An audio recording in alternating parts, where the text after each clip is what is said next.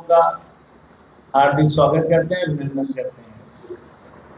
मैं मोहम्मद अरशद खान, राष्ट्रीय अध्यक्ष भारत किसान union x MLA Jaunpur Uttar Pradesh. ये हमारे साथी हैं, यहाँ के भारत किसान यूनियन जम्मू कश्मीर यूटी के स्टेट प्रेसिडेंट हैं और बाकी साथी भी भारत किसान यूनियन से जुड़े हुए हैं। आज प्रेस कॉन्फ्रेंस में हम खास तौर से 5-6 इशू पर आपसे बात करना चाह रहे हैं। भारत किसान यूनियन पूरे देश में 6 सूत्री प्रोग्राम पर इस वक्त आंदोलन चला रही है। नंबर 1, हम लोगों के बचपन में किसानों की जमीन सरकारें सड़क नहर या किसी काम के लिए मुफ्त में ले लेती थी। बाद में औना पौना दाम देने लगे। पूरे देश में कोई फिक्स रेट नहीं था और किसानों का शोषण होता था। फिर 14 साल पहले डॉक्टर मनमोहन सिंह, जो देश के प्रधानमंत्री थे, उन्होंने एक कानून बना दिया कि अब किसानों की जमीन सरकारें सड़क, नहर या किसी काम के लिए लेंगी या एक्वायर करेंगी तो सर्किल रेट से 4 गुना ज्यादा पैसा देना पड़ेगा। तब से किसान काफी खुश हैं। लेकिन अब उस कानून को बने हुए भी 14 साल हो गए। हर चीज महंगी हो गई, किसान की जमीन भी महंगी हो गई। तो इसलिए भारत किसान यूनियन पूरे देश में लड़ाई लड़ रही है। आदरणीय नरेंद्र मोदी जी से हमने कई मरतबा मेमोरेंडम दिया है, मांग किया है, आज भी कर रहे हैं आपके जरिए से कि आप किसानों की जमीन का सर्किल रेट से 6 गुना ज्यादा पैसा देने का कानून बनाइए, ऑर्डर करिए। दूसरा, हमने आदरणीय नरेंद्र मोदी जी से मांग किया है, जो देश के प्रधानमंत्री हैं, कानून बनाना उन्हीं का अधिकार है। कानून बना दिए कि हर 3 साल में किसानों के जमीन के मूल्य सर्किल रेट मार्केट के हिसाब से बढ़ेंगे, रिवाइज होंगे हर 3 साल में। तीसरा, पूरे देश में आज कोई पार्टी कहती है हम 200 यूनिट फ्री देंगे, कोई 300 यूनिट फ्री देंगे, अलग अलग जगहों पर। तो भारत किसान यूनियन पूरे देश के किसानों के लिए मांग कर रही, लड़ाई लड़ रही है कि जम्मू कश्मीर, लद्दाख से लेकर पूरे देश में किसानों को कृषि कार्य के लिए बिजली मुफ्त दिया जाए। और खास तौर से जम्मू कश्मीर में, लद्दाख में जो बॉर्डर इलाके हैं, वहां मुफ्त बिजली के साथ साथ और दूसरी सुविधाएं भी उन्हें दिया जाए, उनकी सुरक्षा की व्यवस्था भी की जाए, ताकि बॉर्डर इलाके में उन पर प्रॉब्लम्स आती रहती हैं, उनकी समस्याओं को आइडेंटिफाई करके उन्हें दूर किया जाए, उनकी मदद किया जाए।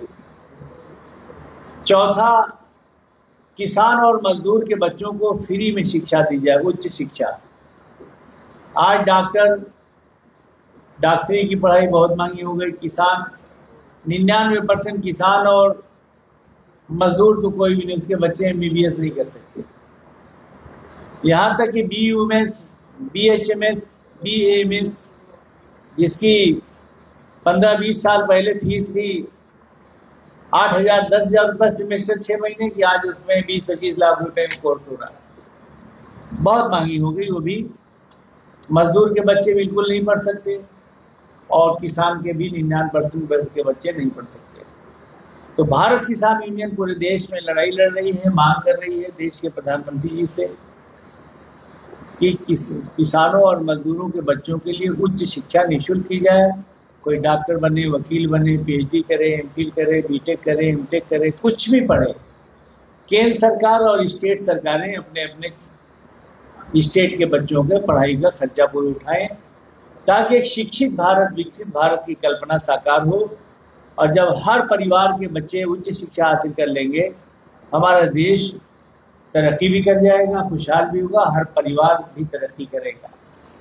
किसी भी परिवार को, देश को, समाज को गरीबी से अमीरी की तरफ, पिछड़ेपन से तरक्की की तरफ कोई चीज ले जा सकती है तो तालीम ले जा सकती है। इसलिए शिक्षा मुफ्त हो, अनिवार्य हो। मानव के जीवन के लिए जितनी चीजें जरूरी हैं, जिसके बगैर जीवन की कल्पना नहीं की जा सकती, ईश्वर ने फ्री दिया है। छित जल पावक गगन समीरा, हवा फ्री में दिया है। पानी फ्री में दिया है। तो बात अलग है, कंपनियां अब बॉटलिंग करके बेच रही हैं, लेकिन हवा, पानी, रोशनी, हर चीज अल्लाह ने, ईश्वर ने फ्री दिया है। तो शिक्षा के बगैर एक अच्छे समाज की कल्पना नहीं की जा सकती। इसलिए उच्च शिक्षा किसान और मजदूर के बच्चों के लिए फ्री होनी चाहिए, तो उनको अच्छी तालीम अपने बच्चों को नहीं दिया सकती। छठवां है, किसानों का पूरा कर्जा माफ किया जाए। जम्मू कश्मीर, लद्दाख से लेकर पूरे देश के किसानों का पूरा कर्ज माफ किया जाए, क्योंकि आदरणीय नरेंद्र मोदी जी जो हमारे देश के बहुत दिलदार प्रधानमंत्री हैं, उन्होंने 5 साल पहले का रिकॉर्ड है कि 22 उद्योगपतियों का 16 लाख करोड़ रुपया माफ किया था बैंकों का कर्जा। और तो बहुत अच्छे प्रधानमंत्री हैं। एक तरफ अडानी कर्जा ले रहा है, दूसरी तरफ अडानी डिफाल्टर हो रहा है, उसका कर्जा माफ कर रहे हैं, और तीसरी तरफ अडानी को कर्जा देकर और भारत सरकार की प्रॉपर्टी उसे बेच रहे हैं। इतना बढ़िया खरीदार और बेचने वाला, माफ करने वाला, तो इतना बड़ा दिलदार नेता भारत में कोई पैदा नहीं हुआ जितने हमारे आदरणीय नरेंद्र मोदी जी हैं। तो हम उनसे कहना चाहते हैं कि किसानों के लिए भी थोड़ा दिल दिखा दीजिए, इनका कर्जा माफ कर दीजिए। इनके ऊपर तो पूरे देश में 10 लाख करोड़ भी नहीं है। तो एक हमारी ये 6 सूत्री हम मांग कर रहे हैं, जिस पे लड़ाई लड़ रहे हैं। दूसरा, जम्मू कश्मीर, लद्दाख के लोगों के साथ बहुत नाइंसाफी हुई है। एक तो इसको 2 राज्य बना दिया गया, इसकी हैसियत कम हो गई, लद्दाख और जम्मू कश्मीर को बांट दिया गया। दूसरे, जो आज़ादी के बाद जो केंद्र शासित प्रदेश थे, यूटी थे, उनको पूर्ण राज्य का दर्जा देने के कानून बनाए गए। ये पहली घटना है आज़ादी के बाद कि किसी पूर्ण राज्य को यूटी बना दिया गया, केंद्र शासित बना दिया गया। ये पहली घटना है। ये जम्मू कश्मीर और लद्दाख के नागरिकों के साथ बहुत बड़ा अन्याय है। क्यों? डेमोक्रेसी है, यहाँ जनता के द्वारा जनता की सरकार चुनी जाएगी, वही सरकार शासन करेगी और जनहित के कानून बनाएगी। अधिकारियों को और केंद्र सरकार को जनता पर जबरदस्ती शासन करने का अधिकार हमारा भारतीय संविधान नहीं देता, लेकिन ये उल्टा कर दिया गया। जो यूटी थे उन्हें पूर्ण राज्य का दर्जा देने की मांग चलती रही, और दिया भी गया बहुत सा। यहाँ पूर्ण राज्य का दर्जा था, उसको 2 टुकड़े बांट दिया गया और दूसरे पूर्ण राज्य का दर्जा खत्म कर दिया गया। अब यहाँ मुख्यमंत्री तो है, विधानसभा है, लेकिन बेचारे मुख्यमंत्री हैं, उनको एक मेयर के बराबर पावर है। मुख्यमंत्री का कोई पावर ही नहीं है, सारा पावर उपराज्यपाल के पास है। और लद्दाख में तो और गड़बड़ है, वहाँ विधानसभा आज तक नहीं बनी और उपराज्यपाल के जरिए शासन हो रहा है। एक डिक्टेटर, चाहे वो राज्यपाल हो, चाहे आईएएस हो, चाहे आईपीएस हो, वो जनता को न्याय नहीं दे सकता। एक जो जनहित का काम कर सकता है, जो जनता का लीडर होता है, जो एमएलए होता है, एमपी होता है, वो दुख सुख जानता है, पब्लिक में रहता है, पब्लिक उसे चुनती है, तो पब्लिक में जिम्मेदारियां भी रहता है, फिर उसको पब्लिक में जाना होता है। और जो नॉमिनेटेड होता है वो तो रिश्वत से या सूद से या चलाकर, उसे जनता की कोई परवाह नहीं होती। इसे लद्दाख को भी पूर्ण राज्य का दर्जा दिया जाए, विधानसभा का गठन किया जाए, और लद्दाख की जनता लड़ाई लड़ रही है, सोनम वांगचुक भी लड़ाई लड़ रहे हैं, वहाँ की जनता भी लड़ रही है कि वहाँ बहुत सारे मजहब के लोग हैं, आदिवासी लोग हैं, जिनकी अपनी संस्कृति है, कल्चर है। वो चाहते हैं लद्दाख को भारतीय संविधान की अनुसूची 6 में शामिल किया जाए, ताकि उनकी संस्कृति की, तहजीब की रक्षा हो सके। तो हम ये मांग कर रहे हैं आज भी कि जम्मू कश्मीर को और लद्दाख को पूर्ण राज्य का दर्जा दिया जाए, लद्दाख में तुरंत विधानसभा का गठन किया जाए। और आदरणीय मोदी जी बड़े ऐतिहासिक फैसले करते रहे हैं, ऐतिहासिक पुरुष हैं। हम चाहते हैं कि जो 5 साल पहले खराब इतिहास बनाया है 2 राज्य में बांटने का और पूर्ण राज्य का दर्जा खत्म करने का, उसे सही करके दोनों स्टेट को पूर्ण राज्य का दर्जा दें, वहाँ विधानसभा गठन दें, ताकि जनता अपनी सरकार चुने और पूरी शक्ति के साथ चलाए।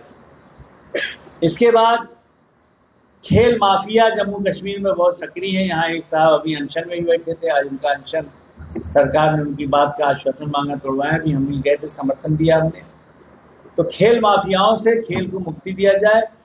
हर तरह के खेल, क्रिकेट एकेडमी तो हमने देखा है क्रिकेट एकेडमी, फुटबॉल, वॉलीबॉल, जितने तरह के खेल हैं सबकी एकेडमी यहाँ पर कायम की जाए और स्पोर्ट कॉलेज स्थापित किए जाएं जम्मू कश्मीर के हर जिले में। इंटर भी पढ़ें और स्पोर्ट भी सीखें। स्पोर्ट कॉलेज की स्थापना जम्मू कश्मीर के हर जिले में कायम की जाए और जम्मू में और श्रीनगर में मेडिकल विश्वविद्यालय और लॉ विश्वविद्यालय स्थापित किया जाए। तो शिक्षा को ज़्यादा से ज़्यादा यहाँ बढ़ावा दिया जाए। और जो यहाँ एक कम्युनिटी है चरवाहा गड़ेरिया, जो घूमते रहते हैं ठंडक में इधर तो गर्मी में उधर, उनके ज़्यादातर बच्चे नहीं पढ़ पाते, तो उनके लिए चलते फिरते स्कूल बनाए जाए, चलते फिरते स्कूल बनाए जाए ताकि उनके बच्चे भी वो जहाँ रहें वहाँ स्कूल चल के खुद चला जाए।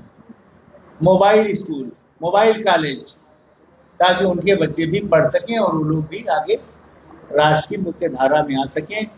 नहीं, बहुत सारे इलाके हैं जहाँ शिक्षा आज तक बिल्कुल नहीं है, बहुत पिछड़ापन है। उत्तर प्रदेश में एक बहुत बड़ी समस्या है, वहाँ पर मोहम्मद आजम खान साहब जो देश के 10 बड़े नेताओं में एक हैं, बहुत सीनियर हैं, 78 साल उम्र हैं, 10 मरतबा MLA रहे, 2 मरतबा MP रहे, 4 मरतबा कैबिनेट मिनिस्टर रहे, 1 मरतबा लीडर ऑफ अपोजिशन रहे और हजारों करोड़ की चंदा मांगकर उन्होंने मोहम्मद अली जौहर यूनिवर्सिटी बनाया एक स्वतंत्रता संग्राम सेनानी के नाम पर।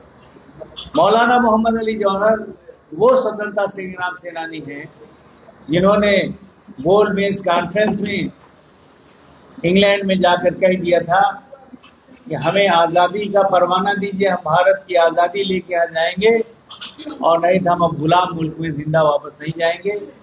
और इत्तेफाक से वहीं उनकी मौत हो गई, बीमार भी थे वो इंग्लैंड में, और उनको यरूशलेम में दफन किया गया।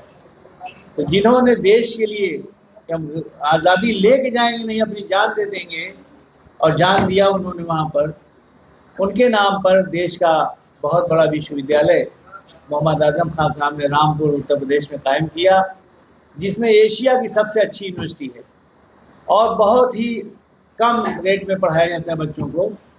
यानी 3200 रुपया वहाँ पर हॉस्टल और नाश्ता खाना रहने का पूरी फीस है, 3200। इतना सस्ता किसी यूनिवर्सिटी में नहीं है। और बेहतरीन हॉस्टल बने हैं वर्ल्ड लेवल के, और बेहतरीन खाना, बेहतरीन नाश्ता, बेहतरीन इंतजाम, सुपरविजन, और पढ़ाई में फीस भी सस्ती है। हिंदू मुसलमान सिख ईसाई दलित कोई है जिसके माँ बाप दोनों नहीं, उसकी पूरी फीस माफ, चाहे कुछ भी पढ़े। जिसके माँ बाप में एक नहीं, उसकी आधी फीस माफ। शेड्यूल कास्ट शेड्यूल ट्राइब के लिए पूरी फीस माफ। इसी तरह विकलांगों के लिए, तमाम लोगों के लिए बड़ी फैसिलिटीज है, बहुत अच्छी शिक्षा भी है। उसको गवर्नमेंट तबाह करना चाहती है हमारे यहाँ की। पहली तो ये कि मोहम्मद आजम खान साहब, उनके परिवार पर 2019 लोकसभा चुनाव के पहले एक भी मुकदमा दर्ज नहीं था, लेकिन 2019 का जब लोकसभा चुनाव मोहम्मद आजम खान साहब जीत गए तो 4 महीने में ही पूरा 350 तकरीबन मुकदमे उन पे, उनकी बीवी, उनके परिवार पे और जो है यूनिवर्सिटी कायम कर दिए गए। तकरीबन 350 मुकदमे 4 महीने के अंदर। ये बात साबित करती है कि ये सरकार ने जबरदस्ती कायम कराए हैं। सारी FIR फर्जी है। उस फर्जी FIR पर जो चार्जशीट लगी सरकार के अंदर वो फर्जी है। उस पर जो सजाएं दी जा रही हैं सही मानकर वो भी गलत है।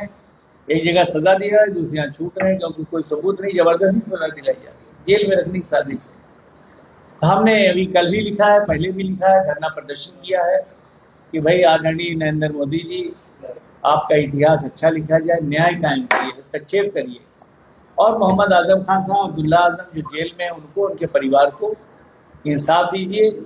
सुप्रीम कोर्ट से भी अपील किया गया कि SIT का गठन करिए और उनके सारे मुकदमों के परिवार को एक जगह करके 4 महीने 5 महीने हम सबका आकलन कर दिए ताकि उन्हें जल्दी इंसाफ मिल सके और न्याय कायम हो सके। दूसरे, मोहम्मद अली जौहर यूनिवर्सिटी में 40 बहुत बड़ी बड़ी बिल्डिंगें बनी जिसमें पूरे तमाम कोर्सेज चलते हैं, कई हजार करोड़ की बिल्डिंगें हैं। उसमें रामपुर डेवलपमेंट अथॉरिटी ने एक ऑर्डर कर दिया कि 38 बिल्डिंग गिरा दी जाए जो कि नक्शा नहीं पास है। तब वो गांव में था, रामपुर डेवलपमेंट अथॉरिटी बनी नहीं थी, तो नक्शे की कोई ज़रूरत भी नहीं थी। लेकिन चलो मान ली थी भी तो वो कंपाउंडिंग करके थोड़ा बहुत जुर्माना लगा के वायलेट कर सकती सरकार, ऐसा कानून है, मगर सरकार उसे गिराना चाहती है। हम लोग लड़ाई लड़ रहे हैं, नहीं उसे गिराया नहीं जाए और जो नोटिस दी गई उसे वापस लिया जाए। एक बात और कहते हैं जो आज का और एक एजेंडा है कि जम्मू कश्मीर, लद्दाख, मणिपुर, दिल्ली, आसाम, बंगाल से लेकर पूरे देश में लाखों लोग जेलों में बंद हैं, जिसमें कई हजार लोग पीएसए और यूएपीए में बंद हैं। पीएसए और यूएपीए कानून अलोकतांत्रिक है, अनडेमोक्रेटिक है, भारतीय न्याय की आत्मा के विरुद्ध है, संविधान के खिलाफ है। इसका दुरुपयोग होता है, जिसको चाहते बंद कर देते, समाप्त नहीं होती। इसी मुल्क में इंदिरा गांधी जी ने मीसा लगाया था, हजारों लोग बंद हुए थे, बाद में मीसा कानून खत्म हुआ, बेकसूर जिसको चाहते थे बंद कर देते। फिर टाडा लगा, उसमें हजारों लोग बंद हुए, टाडा कानून खत्म हुआ। फिर पोटा लगा, हजारों लोग बंद किए गए, पोटा खत्म हुआ। तो जिस तरह मीसा, टाडा, पोटा गलत कानून बना था, उसमें हजारों लोग बेकसूर बंद किए गए थे, उसी तरह यूएपीए और पीएसए ये भारतीय लोकतंत्र की न्याय व्यवस्था की आत्मा के खिलाफ है। तो हमारा संविधान कहता है bail is the rule, jail is the exception. कोई कितने बड़ी अपराध में बंद हो, उसको बेल दे दी जाए, जमानत ली जाए और मुकदमा चले, अदालत छोड़ दे तो अपने घर जाए, सजा दे तो जेल में जाए, चाहे फांसी चढ़ा दे अदालत। यह अदालत को राइट है, सरकारों को, पुलिस को किसी में जेल में रखने का राइट हमारा भारतीय संविधान नहीं देता, मगर यहाँ हो रहा है। तो पीएसए और यूएपीए कानून खत्म किया जाए और जितने लोग भी पूरे देश में किसी भी अपराध में 1 साल से ज्यादा समय से जेल में बंद है, सबको जमानत दी जाए और उन पर वो केस चलाए जाए। अदालत सजा दे देगी तो जेल काटेंगे, अदालत छोड़ देगी छूट जाए, लेकिन बिना ट्रायल के, बिना चार्जशीट के जबरदस्ती 55-10 साल से लोग जेल में बंद है, ये भी बहुत बड़ी नाइंसाफी है। तो हम चाहते हैं पीएसए यूपीए कानून खत्म किया जाए, टाटा पोटा मीसा की तरह। और जो लोग भी पूरे देश में, पंजाब में, जम्मू कश्मीर में, लद्दाख में, दिल्ली में, आसाम में, पूरे देश में कहीं भी 1 साल से ज्यादा समय से किसी भी अपराध में जेल में बंद है, उन्हें जमानत देकर छोड़ा जाए, उन पे मुकदमे चलाए जाएं, उनको न्याय दिया जाए।